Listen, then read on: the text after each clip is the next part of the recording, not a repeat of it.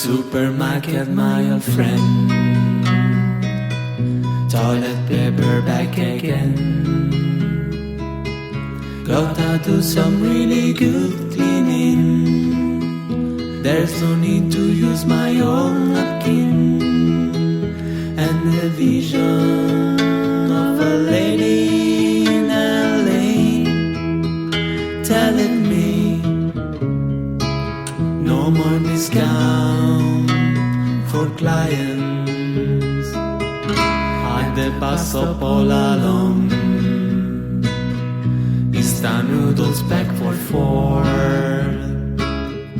People fighting over mascarpone, even when they got 10 packs at home.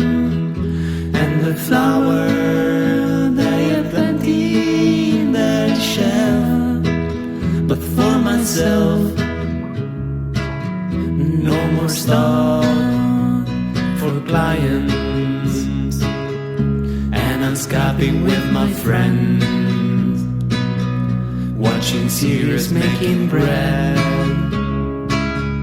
cooking bolognese, getting fat, yoga training live on Instagram, and on Tinder, other version, premium gold, but no more girls.